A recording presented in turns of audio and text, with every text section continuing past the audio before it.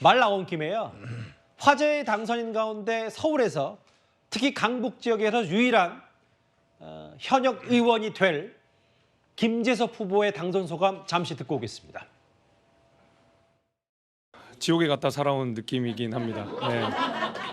그러나 일단 승리의 기쁨을 만끽하기보다는 일단 국민들께서 우리 정부 여당에 대해 내린 준엄한 심판에 대해서도 제가 굉장히 정부 여당 일원으로서 큰 책임감을 느끼고 있고요. 그래서 저는 일단 당선의 기쁨을 누리기보다는 일단 정부 여당이 어떻게 가야 국민들께 다시 한번 신뢰를 받을 수 있을지, 다시 한번 국민들께서 국민의힘에게 사랑을 주실 수 있을지를 고민해 볼 생각입니다. 물론 힘든 선거였습니다. 정권 심판론이라고 하는 큰 주제가 이번 총선을 지배하고 있었기 때문에 그 안에서 개별 후보가 할 수 있는 역할들이라든지 이런 역량 같은 것들이 제한이 되어 있었던 상황은 사실이었지만은 어려웠던 만큼 제가 더 열심히 그 도봉 주민들께 보답할 기회를 좀 만들어 보자 합니다. 김재섭 후보 얘기는 힘든 선거였다. 당선의 기쁨을 누리기보다는 정부 여당이 어떻게 해야 국민들에게 신뢰를 받을지 좀 고민해 보겠다, 이런 취지 얘기를 했는데, 김민지 차장님, 네. 이게 아까 국민의힘이 내부적으로 최소 110석에서 최대 140석까지 예상을 했다. 근데 여기에 김재섭 후보의 당선도 들어가 있었습니까? 사실 막판으로 가면서요, 이 경합 지역에서 접전을 벌이는 지역에서 열세였다가 좀 우세로 가고 있다라고 하는 내부 판단이 좀 있었는데, 예. 사실 도봉도요, 이 한동훈 위원장이 유세에 굉장히 자주 찾았던 곳이기도 합니다. 그만큼 좀 될 만한 지역구라는 판단이 내심 깔려있던 곳인데요.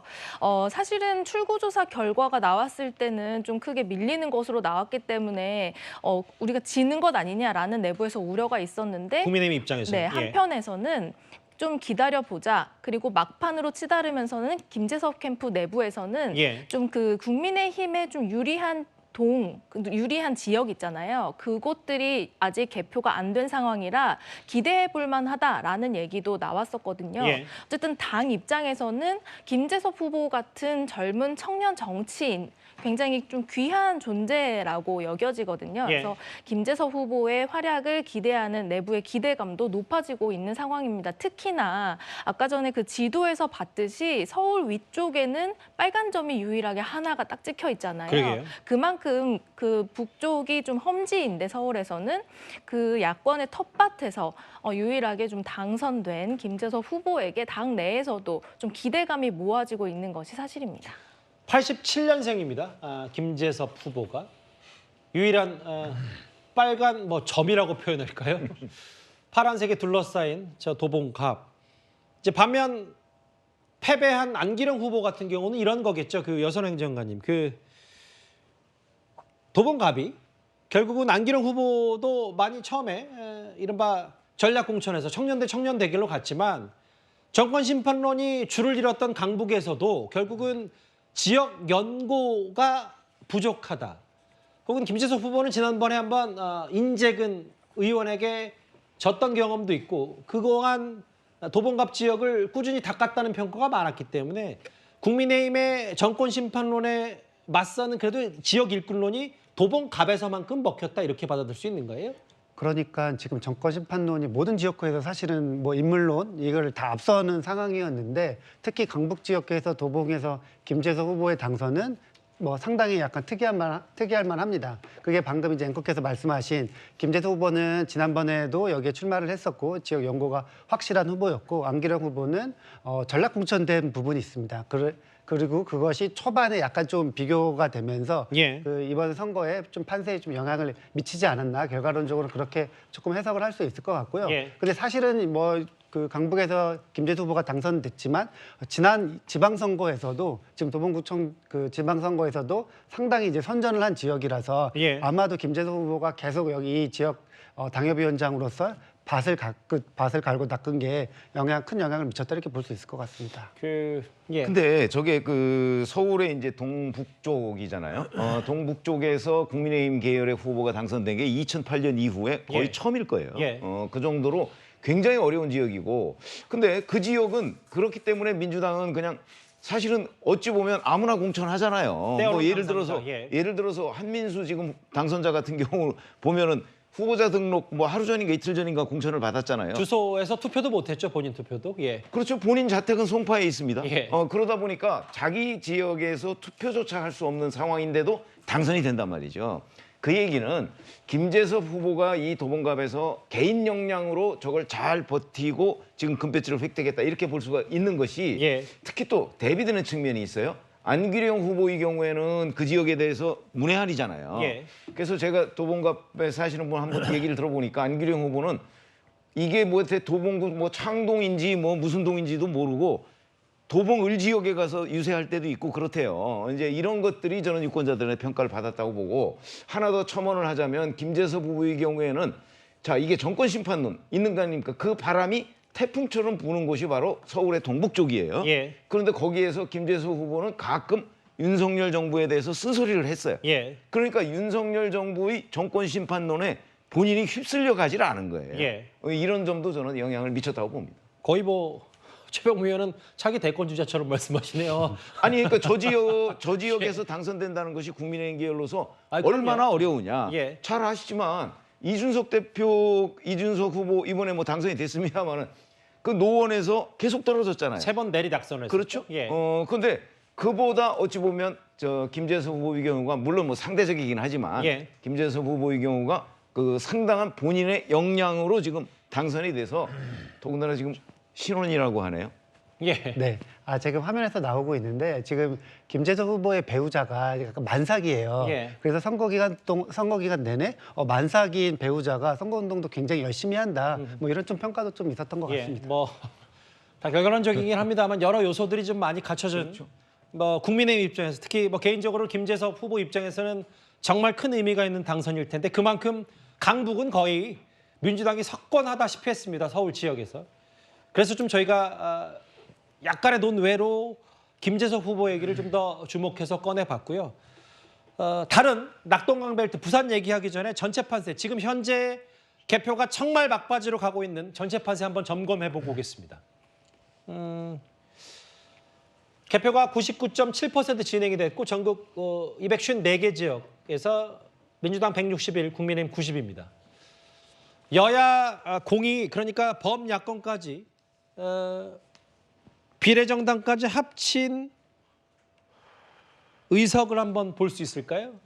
예, 지금 좌우 동서로 나뉜 표심이 뚜렷한데 특히 이제 충청도도 서해안에 인근한 뭐 보령, 서천, 당진, 뭐 이쪽 성일종 혹은 장동혁 의원 그리고 저기 보시면 서울 경기도, 인천 강화옹진 혹은 경기 동남부, 동북부에 있는 도농복합단지 이런 에워싸는 것만 빼면 거의 대부분 강남 빼면은 수도권은 민주당이 다 가져가다시피 했거든요. 강원, 뭐 영남 뭐 마찬가지긴 합니다만 워낙 지역구 차이가 있기 때문에 이렇게 161대 90 차이가 있는 것 같고요. 그러면 지금 현재 300석을 정확히 어떻게 나눠 가질지 개헌 저지선은 막았습니다만 야권 압승은 확실합니다. 지역구 의석만으로도 과반을 확보했고요. 범야권 190석 안팎의 압승, 기록적인 대승, 국민의힘은 참패 이렇게 압축적으로 요약할 수 있겠죠. 그런데 이런 부분이 있을 겁니다. 만약에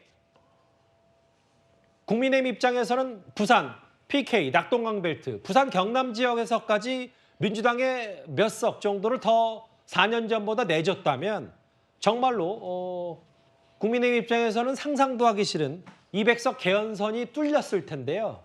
그러면 반대로 국민의힘에서는 유일하게 강북, 서울 강북 지역에서 김재섭 후보가 당선이 됐다면 부산에서 유일하게 당선된 후보 한 명이 있습니다. 민주당 후보 바로 만나보겠습니다. 민주당에게 대단히 어려운 흠지를 지난 20년간 저 전재수는 우리 주민들과 함께 일구어왔습니다. 흠지를 일구어온 만큼 우리 민주당이 부산 시민들에게, 북구 주민들에게 그리고 대한민국 국민들에게 더 사랑받는 정당이 될 수 있도록 노력하겠습니다. 꼭 한 가지 드리고 싶은 말씀은 최상병 특검을 반드시 관철시켜 달라라고 하는 저의 해병대 전우들의 요구 사항이 있었습니다. 최상병 특검 반드시 관철시켜서 억울한 죽음을 반드시 규명하겠다라는 말씀도 드리겠습니다. 제가 이 북구에서 선거를 6번 치렀습니다. 단 한 번도 편했던 적이 없습니다. 힘들게 선거를 치렀고요. 우리 지지자들과 함께 우리 북구 주민들과 함께 일하는 정치, 상생의 정치, 통합의 정치를 대표하는 그런 일꾼이 되겠다. 그런 것으로 반드시 보답하겠다라는 말씀을 드리겠습니다. 글쎄요. 이럴 때 쓰라고 청일점이라는 단어가 있다고 생각하지는 않습니다만 정말 파란색 딱 하나 부산 북구 갑 정가운데 전재수 후보가 3선에 성공했습니다. 이런 거였잖아요. 노돌 교수님. 국민의힘 입장에서는 부산 시장도 지냈던 5선의 서병수 후보를 중진 험지 출마로 전재수 후보와 맞대결을 펼쳤었는데 이겼다. 어떻게 받아들이십니까? 글쎄요, 이제 서병수 의원이 뭐 중진이라 그러면 보통 무거울 중자를 쓰지 않습니까? 근데 상당히 무거운 분이죠. 굉장히 경력도 화려하고 부산 시장을 지내고 부산 전역에서 정말 뭐 인지도가 높은 그런 분일 겁니다. 예. 그런데 그런 그 후보를 전재수 의원이 이겼다고 하는 것은 더더구나 저렇게 아까 우리가 서울 강북 지역에 빨간 점 하나 찍혀 있는 것처럼 저 부산 전 지역에서 파란 점 하나 찍혀 있는 완전히 그 데칼코마니처럼 그야말로 반대로 찍어지는 그런 상황에 이긴 것을 보면 대단히 정말 역량이 뛰어나다고 볼 수밖에 없는 거죠. 특히 이제 얘기를 들어보면 예. 전재수 의원은 지역구 관리에 그렇게 헌신적으로 한다는 겁니다. 그 지역구 누구나 가서라도 손잡고 어디나 털썩 앉아서 같이 예. 뭐 정담을 나누고 또 뭐 먹을 걸 나눠 먹을 수 있는 그런 정도의 친화력이 있다는 것이거든요.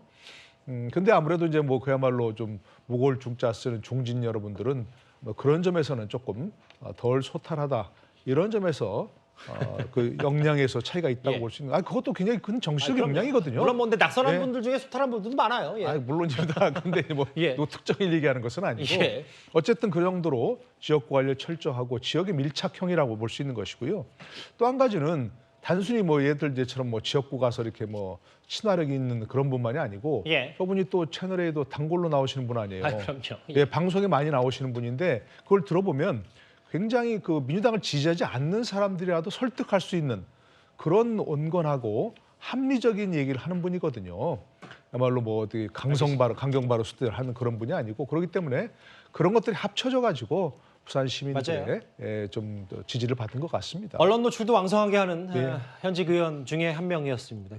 그런데 아까 여성행정학계 이 질문을 드리고 싶어요. 앞서 최병무 의원께서 김재섭 의원이 강북에서 유일하게 당선될 수 있었던 건 정권 심판론에서 윤석열 정부의 비교적 순서를 해왔지 않냐. 마찬가지로 부산에서 딱 한석 전재수 후보가 당선될 수 있었던 이유도 일단 친명과의 좀 거리를 두고 민주당 내에서도 어느 정도 순서를 해왔기 때문에 이게 부산, 경남, 특히 부산 지역구 민심에서 민주당 후보지만 표심을 얻은 거 아니냐 이런 해석도 가능한 겁니까? 예, 비슷하게 좀 해석이 가능할 것 같습니다. 그러니까 김재수 후보도 합리적인 후보고 그리고 또 윤석열 대통령, 뭐 윤석열 정부 이야기 나왔을 때 잘못한 점은 그대로 이제 비판을 했었거든요. 그래서 제가 앞서 서울에서 이긴 세 곳의 후보들이 약간은 중도적인 성향이다 이렇게 이제 평가를 한 것이고요. 지금 이제 그 전재수 의원도 마찬가지로 뭐 엄밀히 따지면 전재수 의원은 친노입니다. 노무현 정부 때 비서관을 했고요. 그렇게 됐을 때 비교적 뭐 이제 친명이라고는 할 수 없는 이제 뭐 후보였는데요.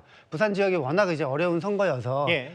당내 뭐 이제 개파 논란 뭐 이런 거 있을 때는 직접적으로 참전한 적은 없었던 것 같아요. 그런데 지금 앵커께서 말씀하신 대로 민주당의 잘못된 점을 방송에서도 공개적으로 지적한 이런 점들이 어쨌든 부산 지역 유권자들이 합리적인 후보다, 뭐 여야를 떠나서 합리적인 후보다 이렇게 좀 평가를 한 것 같습니다. 예, 김재섭, 전재수 화제의 당선인들 만나봤는데 최병무 의원께 이 질문만 짧게 드릴게요. 부산이 17대1 국민의힘 입장에서 네. 막판에 보수가 결집한 이유는 뭐라고 보세요? 저는 1월에 이재명 대표가 부산에서 피습을 당하지 않았습니까? 그때 이제 서울대병원으로의 전원 논란, 저는 뭐 이런 것들이 여전히 부산 유권자들한테 잠재해 있다고 보고요. 그다음에 이제 뭐 지금 양문석, 그다음에 김준혁 뭐 이런 후보들의 여러 가지 막말 파문이 사실은 그 구글 트렌드나 뭐 이런 것들을 보면 전국적인 이슈가 됐어요. 그래서 아마 이런 부산과 같은 지역, 이 지역에서는 이 지역이라고 뭐 윤 정권 심판론이 없겠습니까만은 그런 것들을 이런 막말 파문 같은 것이 그 조금씩 잠식해 들어간 것 아닌가, 뭐 이런 생각이 듭니다. 거기에다가 지금 말씀드린 바로 전재수 의원의 개인적인 역량, 뭐 이런 것들이 종합적으로 그 영향을 미쳤다, 이렇게 봐야 될 것 같습니다. 뭐 김재섭, 전재수 각각 국민의힘과 민주당 화제의 당선인들을 만나봤다면 이제는 뭐 다소 논쟁적인 인물들, 선거 기간 내내 논란의 중심에 섰던 후보들, 그 운명, 엇갈린 운명도 만나보겠습니다. 특히 총선 막판에 정말 각종 시민단체로부터 사퇴 요구를 받았던 수원정의 김준혁 후보가 막판에 이수정 후보와의 초접전 양성을 이어가다가 뭐 거의 피 흘리는 혈투를 벌였던 김준혁 후보인데 결국 저렇게 꽃목걸이를 걸고 당선이 됐습니다. 여순환 장관님, 김준혁 후보가 물론 경기도 표심까지는 뒤바꿀 수 없을 정도로 정관 심판론이 셌다고 하더라도 본인은 당선됐지만 민주당에 미칠 악재가 있었다면 어느 정도라고 보세요? 뭐 당내에서 뭐 그 여론조사를 한 것을 보면은 전체 판세나 아니면은 뭐 수원 본인이 출마한 수원 지역에서도 큰 영향을 못 미친다, 이런 여론조사가 있었거든요. 아까 방금 저희가 이제 이야기했던 사전 출구조사 때, 뭐 이게 이제 결과적으로 보면은 20대 여성 같은 경우에도 민주당을 굉장히 많이 지지한 이런 뭐 그 표심을 알 수 있었는데, 김준혁 후보의 어떻게 보면은 뭐 좀 막말 이런 논란들이 전체 선거 판세에는, 특히나 이제 정권심판론이라는 큰 프레임에는 뭐 그거를 이제 상쇄할 만한 그런 뭐 약간 논란거리는 아니었다, 이렇게 결과론적으로는 해석을 할 수밖에 없을 것 같습니다. 저 수원정의 김준혁 후보가 50.9%고 다시 한번 경기도 표심을 한번 큰 지도로 살펴본다면 이 사실 한반도 자체도 좌우로 나뉘었지만 경기도도 좌우로 확연히 민주당, 국민의힘 표심이 확 갈렸습니다. 특히 아마 빨간색으로 칠해진 저 두 곳이 안철수 후보와 김은혜 후보의 당선 지역인 듯한데 제가 뭐 눈으로 정확히 확인은 안 되지만 아마 그렇겠죠. 그 오른쪽, 포천 혹은 동두천 이런 지역구, 아마 오른쪽을 빼면 딱 6석만 국민의힘이 가져왔습니다. 53석, 뭐 6석이면 거의 사실상 경기는 뭐 이재명 대표의 도지사 시절, 뭐 정치의 고향이기도 하지만 거의 민주당이 다 가져왔다시피 하다고 해도 무방할 텐데, 김준혁 후보 논란, 앞서 최병무 의원께서는 부산 지역에서 약간의 보수 결집 이후에는 김준혁 후보에 대한 약간의 심판론도 부산 지역에 작용했다. 근데 김준혁 후보 앞서 당선 소감 때 본인에 대한 사죄를 하면서도 의정활동으로 뭐 보답하겠다, 이런 취지의 얘기를 했던 걸로 기억하거든요. 근데 본인이 사실은 당의 권고에 의해서 사과를 한 이후에도 본인 그 X, 옛날 트위터 뭐 이런 데 올린 글을 보면요, 뭐 역사 전쟁을 국회에 들어가서 하겠다 또 뭐 이런 내용도 있다고 해요. 그런 거 보면 제가 보기에 아마 그 국회에 입성한 이후에도 상당한 정도의 논란을 불러일으킬 가능성이 저는 대단히 높다고 보는데, 뭐 그거야 당선 여부와 관련이 없겠죠. 그거는 이제 현직 국회의원으로서의 활동이니까. 더군다나 이제 거기에 그 국회에서 직무상 행한 발언에 대해서는 면책특권까지 있지 않겠습니까? 아마 그러면 또 김준혁 후보의 활동이 또는 언행이 아마 국회에서 상당한 논란을 불러일으킬 가능성이, 본인이 신중한 발언 뭐 이런 거를 약속했음에도 불구하고 여전히 있는 것 아닌가. 왜냐하면 김준혁 후보의 저 막말이라는 것이 그냥 단발성으로 나왔던 것이 아니에요. 본인이 뭐 증언이나 논문이나 이런 걸 봐서, 그리고 본인이 스스로 뭐 궁중애로 전문가라고 얘기했던 사람 아니겠습니까? 그러다 보니까 아마 제가 보기에는 그 22대 국회에서 상당히 또 여러 가지의 설화를 일으킬 가능성이 대단히 높은 그 국회의원 당선자가 하나 탄생했다, 이렇게 생각합니다. 그 수원 지역 같은 경우도 지난 4년 전 총선 때도 5대 0으로 민주당이 압승, 석권을 했었고 이번에도 크게 다르지 않습니다. 특히 수원정 같은 경우는 막판까지 가장 접전을 벌였던 곳이 바로 수원정. 김준혁 후보와 이수정 후보의 맞대결이었는데 초반에는 이제 이수정 후보의 기세도 매서웠고 다만 막판 표심 수원청 유권자들은 김준혁 후보의 손을 들어줬습니다. 뭐 여러 논란거리도 있었습니다만 일단 여의도 국회에 입성하게 됐는데 또 한 명의 인물이 있잖아요. 선거 막판 민주당의 여러 아킬레스건 중에 2명이었던 게 바로 김준혁 후보와 양문석 후보였는데요. 그 노돌 교수님, 양문석 후보도 안산갑에서 장성민 후보를 꺾었단 말이죠. 55.6%. 안산에서는 현재 뭐 김현 전 민주당 대변인 김현 후보도 이겼고요. 안산도 이제 민주당이 다 지역구를 가져왔는데 양문석 후보 같은 경우는 지금 어쨌든 총선 전에 금감원이 위법 사실에 대해서 중간 발표 성격도 브리핑을 했고 지금 이것과 당선 여부와는 별개로 선관위의 지금 재산 축소 신고 의혹 고발당한 상태잖아요. 이거 앞으로 법적 문제 어떻게 좀 전망하세요? 그래서 기본적으로 뭐 현재까지 드러난 바에 따르면 허위 서류를 제출했고 그래서 뭐 편법이 아니라 불법 대출 논란이기 때문에 법적으로 상당히 문제가 될 것 같습니다. 물론 이제 우리나라에서는 뭐 무죄 추정의 원칙 때문에 대법원 판결까지 나야만 그것이 확정 판결이라고 할 수 있고 예. 그때서야 비로소 의원직 영향이 있지만 어쨌건 그런 논란을 안고도 당선됐다는 거 유권자를 충분히 알고 있는데 글쎄요, 저는 아까 좀 전에 얘기한 김준혁 후보의 사례, 당선인의 사례하고 이 양문석 당선인의 사례를 보면서 조금 허무한, 허탈한 생각이 들어요. 어떤 부분이죠? 뭐 투표에서 나타난 표심, 우리가 뭐 민심이라고 겸허히 받아들여야 한다고 하지 않습니까? 예. 물론 그건 뭐 저 인정하고 존중합니다. 그런데 그런 표심을 이런 그 민심을 천심이라고 하기는 참 저는 솔직하게 받아들이기 어려운 그런 부분이 있습니다. 일반적인 경우라면 그야말로 합리적인 어떤 제대로 된 대결이 벌어지는 곳이라면 이런 후보들이 당선될 수 있겠습니까? 또 당선돼야 하겠습니까? 저는 뭐 진영을 떠나서 당을 떠나서 이런 후보들이 당선된다는 것 그리고 그것을 흔히 말하는 텃밭이라고 해서 예. 어떤 후보를 내세우더라도 당선된다 이렇게 얘기하면 과연 선거의 의미는 뭐가 있고 또 심판이라고 하는 의미는 뭐가 있는지 좀 허탈한 생각이 들어서 예. 그렇게 개인적인 소회입니다. 이거는.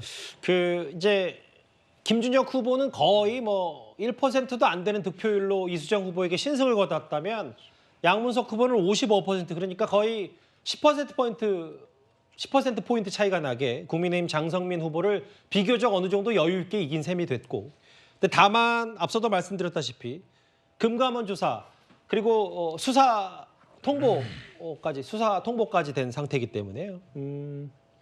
그 이후의 과정도 저희가 앞으로 저희 뉴스에서도 한번 잘 짚어봐야 될 텐데요. 그 이런 부분이 있겠죠. 뭐 김준혁, 양문수 후보 말고도 사실은 그 김민지 차장님. 네.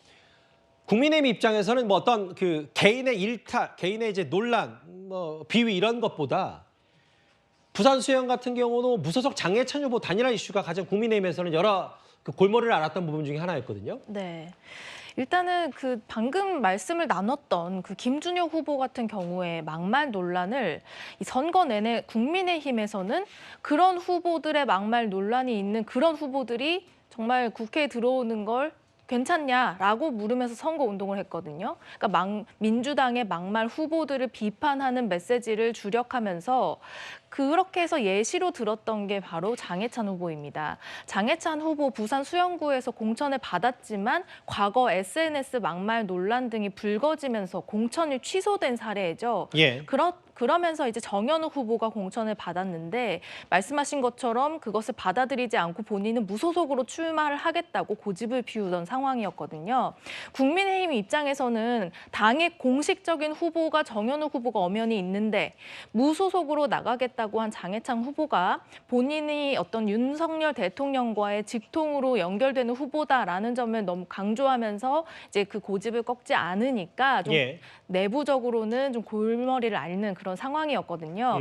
하지만 막판에 장해찬 후보가 국민의힘 정연욱 후보에게 단일화를 제안하면서 여러 차례 이제 단일화를 하자고 이렇게 제안을 했었는데 예. 정연욱 후보가 이제 이런지하에 그거를 거절하고 그럴 가치가 없다라는 이제 입장으로 그냥 강행하겠다고 했어요. 그래서 단일화를 하지 않으면 어부지리로 민주당 후보가 되는 것 아니냐. 내부에서는 내심 그런 고민도 했는데 예. 사실은 그런 고민은 일각의 고민일 뿐이고 그 대부분의 그 국민의힘의 안에 있는 사람들은 막판에는 부산에 있는 수영구민들의 표심이 어쨌든 당이 이렇게 어이없이 그 민주당 후보에게 자리를 내어주도록 내버려두진 않을 것이라는 믿음이 있었거든요. 그래서 국민의힘의 이름을 달고 나온 정연욱 후보가 막판에는 좀 지지를 쌓아서 표를 얻은 것 같고 장해찬 후보는 결과적으로는 10%에 못 미치는 득표율을 얻음으로써 낙선이 됐는데요. 예. 내부에서는 좀 당연한 결과라고 받아들이는 분위기입니다. 근데 이제 이런 부분이 있겠죠. 물론 그 출구조사 결과도 비슷하긴 합니다만 이거 수영은 최병묵 의원님. 애초에 뭐 장해찬 후보의 뭐 주장도 있었지만 실제로 여론조사 뚜껑이 유동철, 정연욱, 장해찬 그러니까 민주당, 국민의힘 무소속 이 세 명의 후보가 이제 3등분을 한 듯한 여론조사 결과도 있었는데 막상 뚜껑을 열어보니까 장해찬 후보가 득표율 10%포인트도 10%에 미치지 못하는 8천여 표 어떻게 받아들이세요? 그러니까 막판 조직력 뭐 이런 것들 조직력이라는 게 결국 무소속 후보는 조직력이 없는 거 아니겠습니까? 무소속 후보가 당선될 수 있는 가능성은 바람인데 예. 자, 이 바람은 지금 윤석열 정부 심판론의 바람이 부산에도 저는 일부 불었다고 생각을 해요. 왜냐하면 장해찬 무소속 후보가 그 무소속으로 그러니까 탈당을 해서 무소속으로 나오면서 주로 얘기했던 것이 윤심이었거든요. 예. 그러니까 윤석열 대통령이 혹시 무소속으로 나가라고 한 것 아니냐? 또 그런 약간의 언론사 풍문, 질문에 예. 대해서도 예. 부인하지 않았어요. 뭐 구질구질하게 그런 거 밝히지 않겠다. 이래서 사실상 시인한 듯한 이른바 윤석열 마케팅을 했단 말이죠. 예. 그 윤석열 마케팅이 부산에서 먹혀들지 않은 거죠. 반면에 정연욱 후보의 경우에는 꿋꿋하게 그 단일화 요구 뭐 이런 것도 받지 않고 버텼어요. 저는 그런 점이 그래서 초반에 중반까지만 하더라도 사실은 민주당 유동철 후보가 어부지리를 할 가능성이 대단히 높았죠. 예. 여론조사상으로도 그랬고요.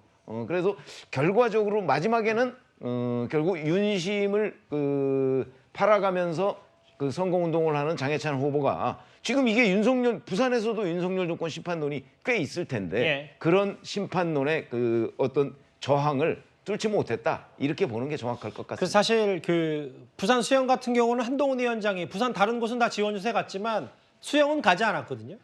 뭐 여러 그 정무적 판단도 있었겠지만 다만 이제 이재명 대표가 부산 수영 유동철 후보를 지원 유세했던 것도 저희가 화면으로 준비했었던 바 있었는데 각 당이 생각했던 여러 논란의 후보, 논쟁적인 후보 얘기를 한번 하나 만나봤습니다. 그런데 저희가 화제의 당선인들, 주목해볼 만한 당선인들, 낙선인들 얘기를 좀 해보고 있다면 이분이 아마 역대 최고령 국회의원 당선인이 된 것 같습니다. 바로 누군지 화면으로 만나보겠습니다.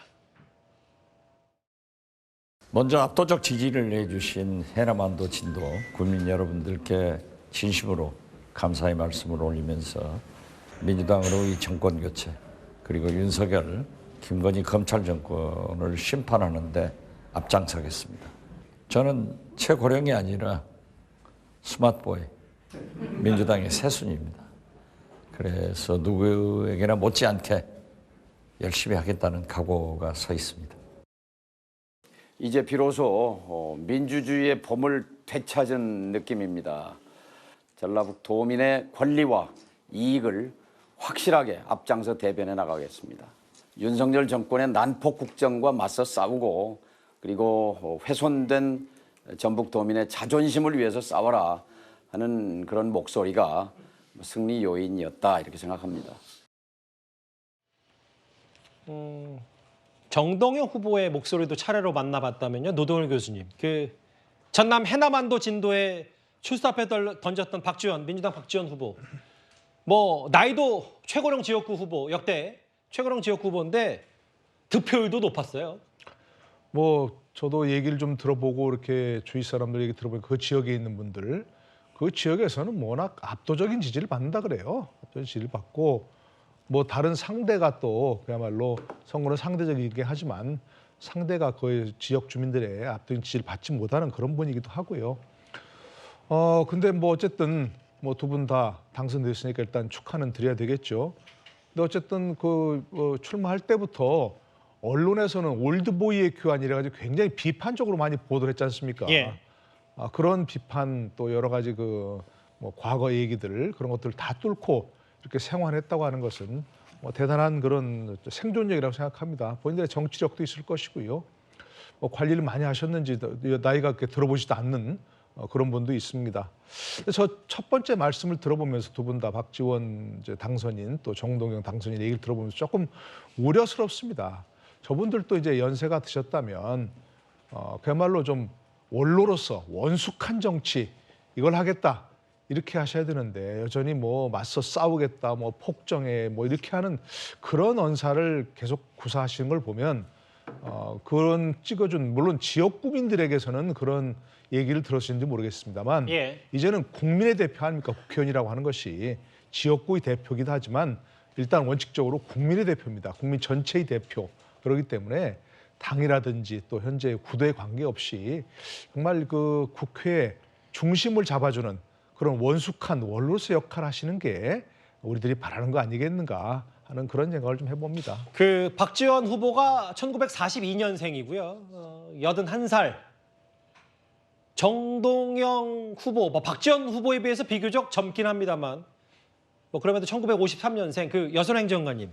제가 뭐 나이에 많고 적음을 하는 건 아니죠. 뭐 나이가 적다고 나이가 많다고 뭐 경험치가 있으니까 더 원숙한 정치를 펼칠 수 있는데 사실 두 분은 뭐 전남 해남 안도진도 그리고 전주병 전북 전주시병 사실 그 공천을 받을 때부터 사실상 당선을 예약해놨던 앞으로 의정활동, 그 올드보이 비판 이런 꼬리표에 대해서 민주당 내부에서는 또 어떤 식을 갖고 있는지도 궁금하거든요. 네, 뭐 선거 초반에 이제 뭐 경선 초반에는 뭐 박지원 뭐 그리고 정동영 후보 다시 올드보이 기환하는 거에 대해서 약간 비판적인 약간 시선이 조금 일부 있었습니다. 근데 이제 당내에서 공천을 할 때 이 두 분들이 만약에 이분 두 분들을 컷오프시키거나 배제시켜서 이 두 분들이 무소속으로 나간다고 하면은 민주당의 후보가 당선될 수 없다 할 정도로 이 두 분의 개인 경쟁력이 굉장히 막강했거든요. 예. 그래서 당내에서도 아마 경선을 거쳐가지고 민주당 후보가 됐습니다. 그렇기 때문에 뭐 지금 이 두 분의 당선은 뭐 국민의 유권자의 판단이었다 이렇게 좀 볼 수 있을 것 같고 예. 지금 이 두 분이 이제 두 분 다 5선인데요.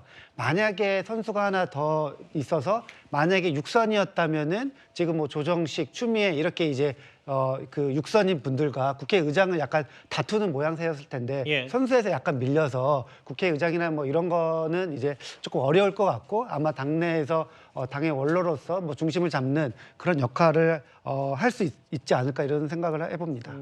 정동영 후보는 과거 대선 후보도 했었고요. 박지원 후보는 문재인 정부에서 국정원장 그리고 김대중 정부에서 청와대 비서실장도 지냈고 여러 이력들이 굵직한 이력들이 많은 두 분 올드보이의 귀환이라는 뭐 비판도 있었지만 일단 뭐 그와 상관없이 현실 두 분 다시 여의도 국회 입성에 성공을 했습니다. 저희가 화제 당선자, 뭐 논란의 당선자 지금 몇몇 마지막에 그 여러 주목을 받는 당선인 인물 위주로 좀 만나보고 있는데요. 그 전에 중간 점검을 좀 해볼 필요가 있습니다.